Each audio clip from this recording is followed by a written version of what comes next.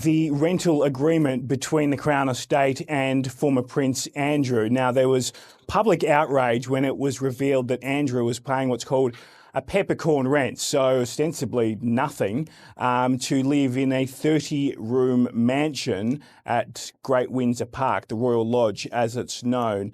Now, after that public outrage, the Public Accounts Committee wrote to the Crown Estate for more information as to how that rental agreement was made. After years of resisting pressure to leave Royal Lodge, the former Duke of York is now reportedly preparing to trade his 30-room Windsor mansion for what sources bluntly describe as a shoebox-sized temporary home on the King's Sandringham estate. What makes this move even more uncomfortable is where this new property may be located and who could be watching. This latest development shows how far Andrew has fallen. Reports say Andrew Mountbatten Windsor is expected to vacate Royal Lodge in the new year and move into a small holding on a remote section of the King's private Norfolk estate. The contrast is striking. Royal Lodge offers 30 rooms, wide grounds, and deep ties to Andrew's former status.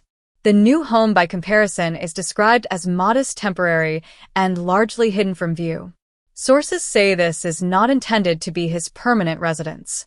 The plan is for Andrew to later move into a larger property on the Sandringham estate that is currently under renovation.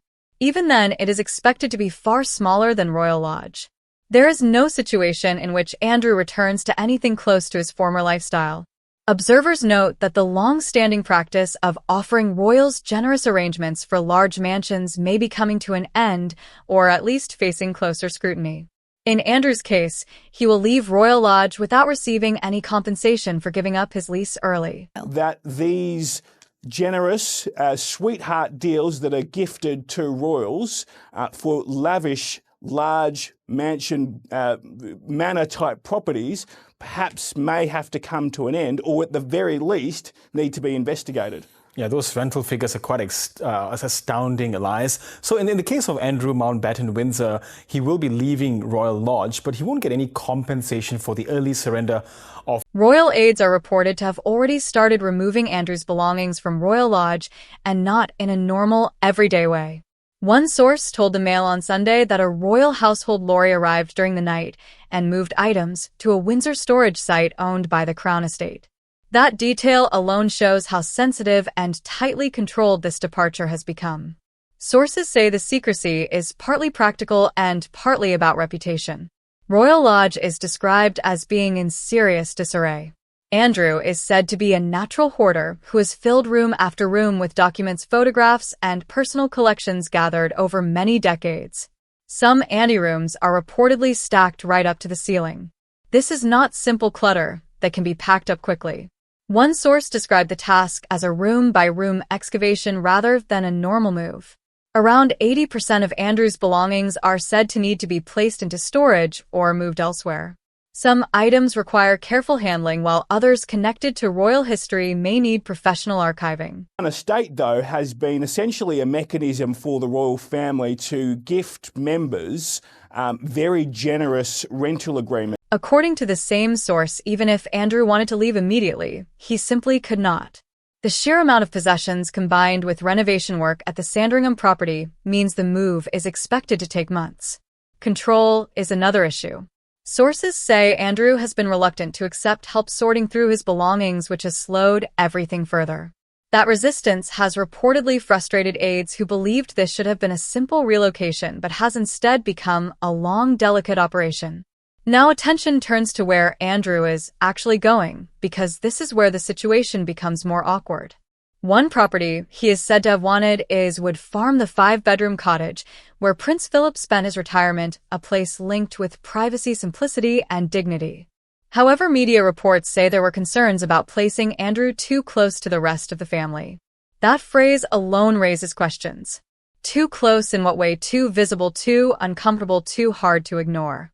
The exact reasoning remains unclear, but royal sources suggest that proximity has become a serious concern when deciding Andrew's future living arrangements. He's also been stripped of his Knight Grand Cross of Royal Victorian Order, which is the highest order of knighthood within the UK. So it's more of a formality because we knew this was going to happen. But it is yet another reminder that Andrew really has lost everything in terms of his royal titles, apart from, you may recall, the dukedom legally and formally, because that does require an Act of Parliament to completely lose it. But the king has basically done all he can within his power to remove everything he can from his... The exact location of Andrew's temporary home on the Sandringham estate is being kept confidential. Royal sources have refused to comment, and Buckingham Palace has offered no clarification. What is known is that the property is remote, small, and intended only as a short-term solution, rather than a permanent base. Even that arrangement may not last. Friends of Andrew have told the Mail on Sunday that he is unlikely to stay in Norfolk full-time, and several sources believe he may leave the United Kingdom altogether. The Middle East is often mentioned, especially Bahrain, where Andrew is said to have long established business connections. Those close to him say Bahrain is viewed as his likely long-term destination. That possibility adds another layer to the situation. If Andrew does move abroad, this step to Sandringham may simply be a transition, a quiet way to remove him from Royal Lodge while future plans are put in place. It would also reduce his visibility in the UK, something that may suit both Andrew and the wider institution. What is clear is that this move is not happening on Andrew's own terms.